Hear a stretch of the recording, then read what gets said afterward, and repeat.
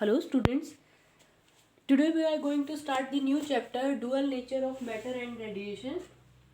So in this chapter we will discuss that the radiations sometimes behaves like a particle and sometimes the particle behaves like radiation. Okay, for example we have discussed about the light, है ना. पिछले chapter में हम कर चुके हैं that light has wave nature. ठीक है, light has wave nature. In this chapter we will discuss that light in addition to wave nature sometimes shows particle nature.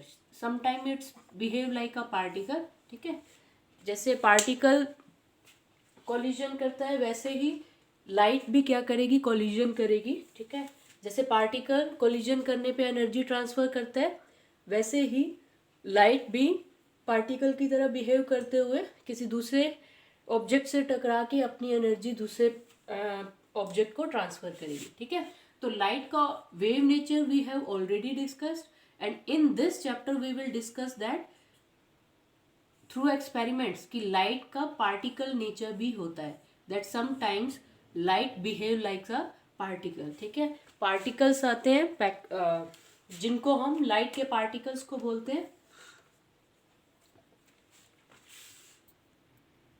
Yes, light के पार्टिकल्स को हम बोलते हैं क्वांटा.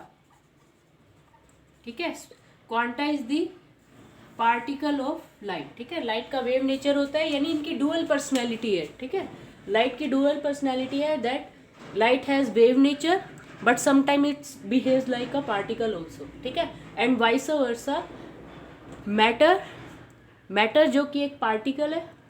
ठीक है, ऑब्वियसली मैटर हम स्टडीज करते हैं ना लोअर क्लासेस में that matter is made up of tiny particles जिनको एटम बोल देते हैं, मॉलिक्यूल्स बोल देते हैं. ठीक है, सो जो पार्टिकल्स हैं वो समटाइम्स बिहेव करते हैं एज अ वेव. ठीक है, समटाइम्स वो रेडिएशंस की तरह बिहेव करते हैं. रेडिएशंस मीन्स वेव्स की तरह बिहेव करते हैं. ठीक है, so this is all about the dual nature of matter and radiation. कि मैटर जो एक ऑलरेडी पार्टिकल है sometime it behave like a radiation और अ वेव. ठीक है, एंड सिमिलरली रेडिएशन जो ऑलरेडी एक वेव है sometime it behave like a matter. ठीक है, सो let's start the chapter.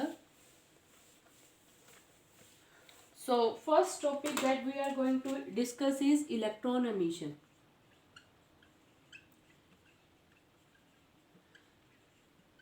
देखिए, आपने मेटल्स की प्रॉपर्टी स्टडी की होगी. You must have studied that metals have loosely bound electrons. है ना, मेटल्स के कैसे इलेक्ट्रॉन्स रहते हैं, लूजली बाउंड इलेक्ट्रॉन्स रहते हैं. ठीक है, but they are bounded, free नहीं है. ठीक है, लूजली बाउंड इलेक्ट्रॉन्स हैं. इनको एनर्जी देके हम फ्री कर सकते हैं. ठीक है, बट जैसे ही मेटल को एनर्जी मिली, फॉर एग्जांपल सोडियम ले लिया हमने. ठीक है, सोडियम का एटॉमिक नंबर 11, तो इसकी कॉन्फ़िगरेशन क्या बनेगी 281.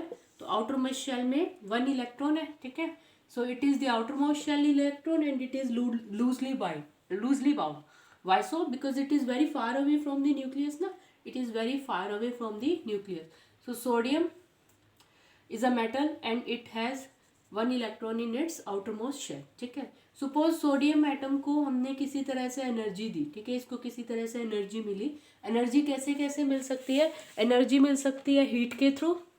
ठीक है, सोडियम को के सराउंडिंग का टेम्परेचर हीट अप कर दो, वो हीट किसको ट्रांसफर होगी, सोडियम को ट्रांसफर होगी. ठीक है, या सोडियम को कैसे एनर्जी मिल सकती है, with the help of electric field. ठीक है, सोडियम के एटम्स को एनर्जी कैसे मिलेगी, एटम्स को एनर्जी मिलने का मीनिंग उनके इलेक्ट्रॉन्स को एनर्जी मिलना. ठीक है, तो सोडियम के एटम्स को एनर्जी मिल सकती है by with the help of electric field. ठीक है, या सोडियम के एटम्स को एनर्जी मिल सकती है with the help of radiations.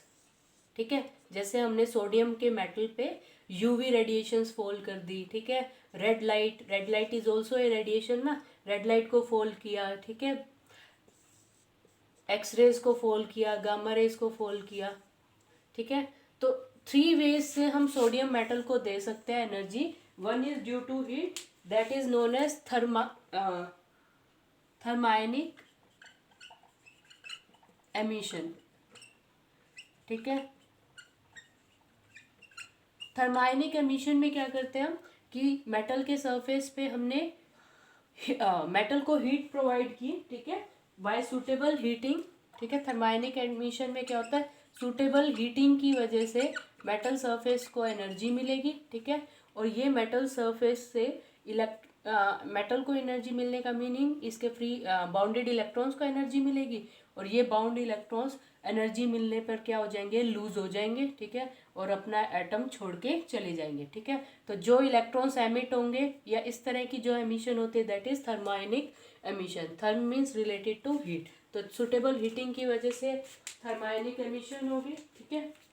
Next is field emission. Field emission होती है ड्यू टू इलेक्ट्रिक फील्ड, ठीक है। फील्ड एमिशन किसकी वजह से होती है, ड्यू टू इलेक्ट्रिक फील्ड, यानी सोडियम मेटल पे हमने क्या अप्लाई कर दिया, इलेक्ट्रिक फील्ड अप्लाई कर दिया, स्ट्रॉन्ग इलेक्ट्रिक फील्ड अप्लाई किया, ठीक है। तो उस स्ट्रॉन्ग इलेक्ट्रिक फील्ड से इलेक्ट्रिक फील्ड किसको अप्लाई किया, सोडियम मेटल को, उस सोडियम मेटल को इलेक्ट्रिक फील्ड अप्लाई करने से एनर्जी मिलेगी और इलेक्ट्रॉन्स क्या हो सकते हैं, फ्री हो सकते हैं, ठीक है। Next is photo electric emission. Photo electric emission,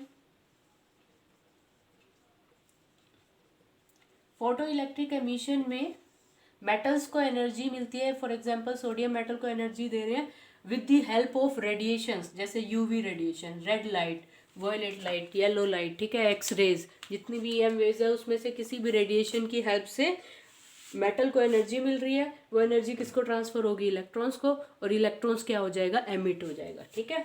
तो इलेक्ट्रॉन एमिशन क्या होता है, देखो मतलब हम इन 3 वेज से सोडियम मेटल को एनर्जी दे सकते हैं, due to heat, due to electric field और ड्यू टू रेडिएशंस, ठीक है।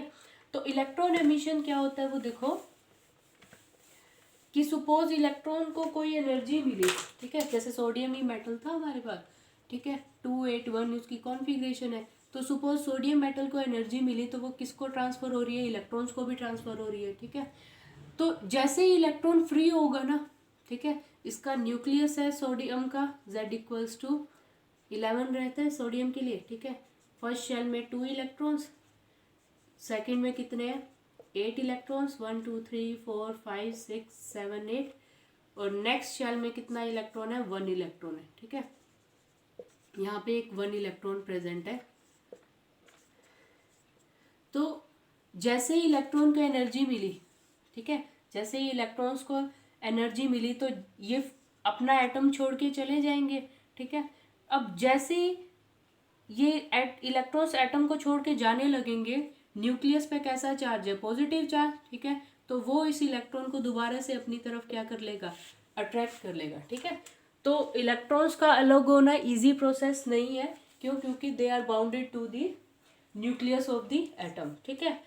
बट इसको इसकी अट्रैक्शन पावर लिमिटेड है ना, कुछ वैल्यूज तक ही ये क्या कर सकता है, इसे अट्रैक्ट कर सकता है। इसको अगर हम इनफ एनर्जी दे दें कि ये इसकी अट्रैक्शन पावर को ओवर पावर कर जाए तो क्या कर जाएगा, ये फ्री हो जाएगा, ठीक है। इलेक्ट्रॉन क्या हो जाएगा, फ्री हो जाएगा, अपने सरफेस को छोड़ देगा, ठीक है।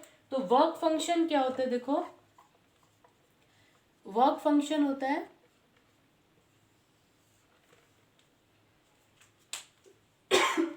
Sorry minimum energy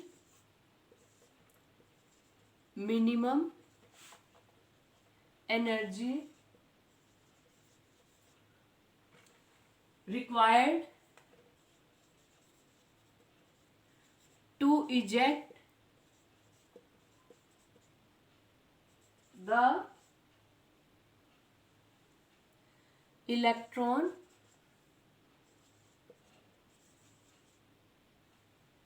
from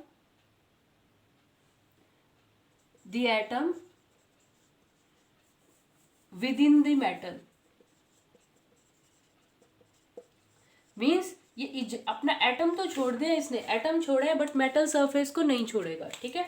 work function क्या होता है, energy required to eject the electron, ठीक है, energy required to eject the electron from the atom, but that electron after leaving their atom will roam around in the metal only, ठीक है। Metal के surface, ये जैसे metal है ठीक है। अब इसमें बहुत सारे एटम्स प्रेजेंट है ना, वेरियस एटम्स आर प्रेजेंट, ठीक है। तो एक एटम का इलेक्ट्रॉन सपोज अलग हुआ तो इलेक्ट्रॉन सेपरेट हो गया और एटम पे कैसा चार्ज आ गया, पॉजिटिव चार्ज आ गया, ठीक है। बट ये इलेक्ट्रॉन मेटल को सरफेस को छोड़ के नहीं गया है, ठीक है।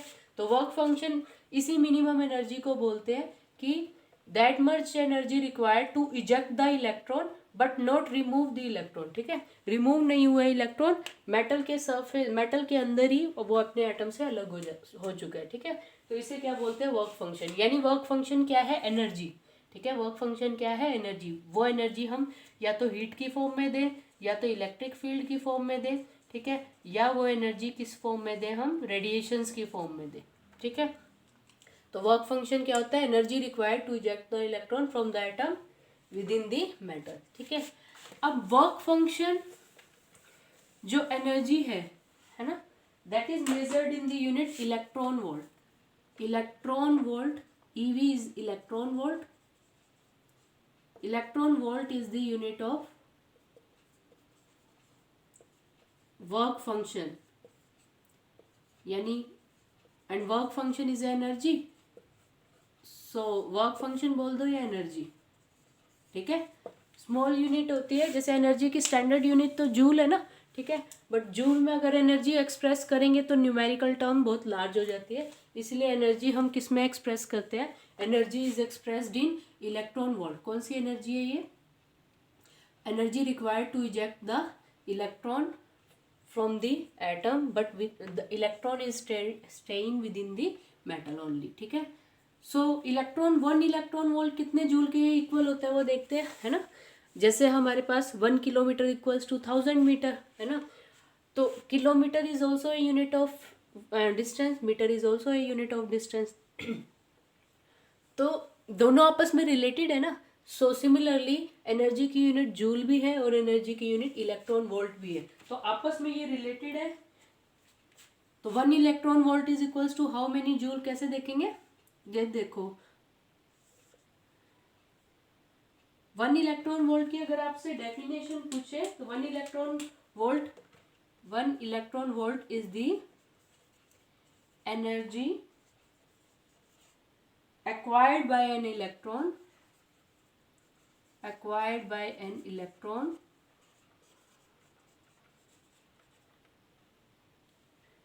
when it has been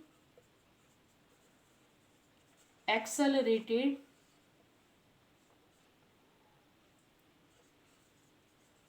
by a potential difference of 1 volt.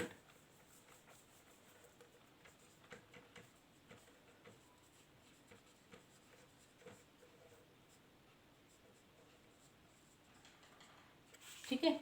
1 electron volt किस एनर्जी को बोलते हैं कि अगर electron volt 1 volt potential difference में एक्सेलरेट कर रहा है, ठीक है। 1 इलेक्ट्रॉन 1 वोल्ट पोटेंशियल डिफरेंस में एक्सेलरेट कर रहा है, तो जो इलेक्ट्रॉन के पास जितनी एनर्जी है ना उसको बोल देंगे हम 1 इलेक्ट्रॉन वोल्ट, ठीक है। मीन्स यहाँ हमने बैटरी लगाई कितने वोल्ट की, 1 वोल्ट की, ठीक है। अब इसमें सिर्फ सिंगल इलेक्ट्रॉन एक्सेलरेट कर रहा है, ठीक है। कौन एक्सेलरेट कर रहा है, सिंगल इलेक्ट्रॉन एक्सेलरेट कर रहा है through a potential, because of potential difference of 1 volt, है ना।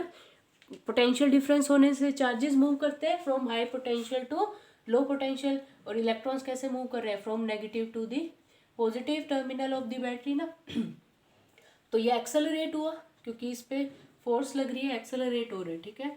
तो 1 वोल्ट पोटेंशियल डिफरेंस अप्लाई करने पे किस पे अप्लाई किया, 1 इलेक्ट्रॉन पे, तो इलेक्ट्रॉन के पास जितनी एनर्जी एक्वायर हुई है that is the 1 electron volt, ठीक है। तो आपने ये फॉर्मूला किया होगा, V equals to W by किया, that potential difference is equals to work done per unit charge. W equals to क्या हो गया, V इंटू क्यू, ठीक है। तो V कितना लिया हमने, 1 वोल्ट, और चार्ज कितना है, सिंगल इलेक्ट्रॉन, और सिंगल इलेक्ट्रॉन पे कितना चार्ज होता है, 1.6 इंटू 10 की पावर माइनस 19 कूलॉम, सही है। 1.6 इंटू 10 की पावर माइनस 19 कूलॉम, ठीक है। तो वर्क डन, अब ये वर्क डन को किस में एक्सप्रेस कर दिया, इलेक्ट्रॉन वोल्ट में, ठीक है। जो ये वर्क डन सोल्व करके आएगा that is equals to electron volt. तो 1 electron volt is equals to 1.6 into 10 की power minus 19 volt into coulomb किसके इक्वल होता है, जूल के equal, volt multiplied by coulomb is equals to joule, so 1 electron volt is this much quantity, ठीक है। तो बहुत छोटा है ना ये unit, 1 joule is far much greater than 1 electron volt. 1 electron volt कैसे मिल रहा है हमें, 10⁻⁻19 है ना ये, इसको डिनोमिनेटर में ले जाओ तो क्या बन जाएगा 10⁻+19, ठीक है। तो यानी 0.0000 समथिंग 16 जूल 1 इलेक्ट्रॉन वोल्ट के इक्वल होता है, ठीक है। सो इलेक्ट्रॉन्स को अपने मेटल को अपने एटम से अलग होने के लिए जो मिनिमम एनर्जी चाहिए होती है that is the work function, and this work function is not measured in joule because joule is a very big unit, it is measured in electron volt, ठीक है। 1 electron volt is equals to 1.6 × 10⁻⁻19 joule, ठीक है। चलो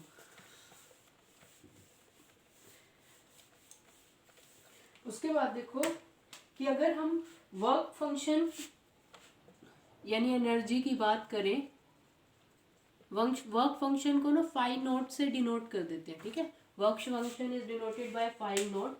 तो जैसे कोई ये metals के एग्जांपल देख लेते हैं एक दो, ठीक है।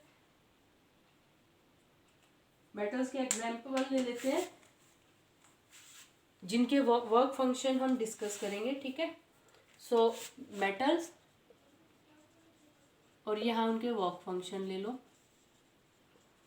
इन, और यूनिट क्या है इलेक्ट्रॉन वोल्ट, यानी इतनी एनर्जी चाहिए उनमें उनके एटम में से इलेक्ट्रॉन्स को इजेक्ट करने के लिए, ठीक है। तो जैसे सीजियम एक मेटल है, सीजियम का वर्क फंक्शन है 2.14, ठीक है। और अगर देखें तो पोटेशियम है मेटल, पोटेशियम का वर्क फंक्शन है 2.30, ठीक है। सोडियम मेटल का है 2.75, ठीक है। निकल का है 5.15 इलेक्ट्रॉन वोल्ट में ये वर्क फंक्शन, और प्लेटिनम का है 5.65, ठीक है। तो सीजियम के एक एटम से इलेक्ट्रॉन को इजेक्ट अलग करना है, बट वो इलेक्ट्रॉन रहेगा किस में, सीजियम मेटल में ही रहेगा। तो कितनी एनर्जी देनी पड़ेगी 2.14 इलेक्ट्रॉन वोल्ट, ठीक है। और देखो प्लेटिनम में अगर वही इलेक्ट्रॉन आप इजेक्ट करना चाहते हो तो कितनी एनर्जी देनी पड़ेगी 5.65। तो किस में ज़्यादा देनी पड़ रही है, प्लेटिनम में, ठीक है। तो इसका वर्क फंक्शन क्या है, ज़्यादा है। अब वर्क फंक्शन किस पे डिपेंड करता है, मेटल की प्रॉपर्टी पे डिपेंड करता है और सरफेस का नेचर कैसा है, जिसपे सरफेस के नेचर पे डिपेंड करेगा मेटल के, ठीक है। और मेटल की क्या प्रॉपर्टीज है, उसकी क्या इलेक्ट्रॉनिक कॉन्फ़िगरेशन है, उन सब पे डिपेंड करता है, ठीक है। तो इलेक्ट्रॉन्स एमिट हुए, इलेक्ट्रॉन्स को एमिट करवाने के बहुत सारे वेज हैं, ठीक है। एटम्स को इलेक्ट्रॉन्स को एमिट करवाने के, मेटल से अलग करने के लिए बहुत सारे वेज हैं। वन इज थर्मायनिक, अभी आपको बताया मैंने, थर्मायनिक एमिशन, ठीक है। एमिशन मतलब अब मेटल से अलग कर रहे हैं हम, ठीक है। एमिशन का क्या मीनिंग हुआ, मेटल से अलग करना, ठीक है। तो मेटल से अलग करने का एक सूटेबल मेथड है thermionic emission, means by suitable heating, ठीक है। और इलेक्ट्रॉन्स को मेटल से कैसे इजेक्ट कर सकते हैं, फील्ड एमिशन, यानी by applying the electric field, ठीक है। Next is photo electric emission. Photo electric emission में क्या होता है, मेटल के सरफेस के ऊपर ईएम वेव्स को रेडिएट किया जाता है, इंसिडेंट किया जाता है, ठीक है। वो स्ट्राइक करती है मेटल के सरफेस से और इलेक्ट्रॉन्स को इजेक्ट करती हैं। Thank you.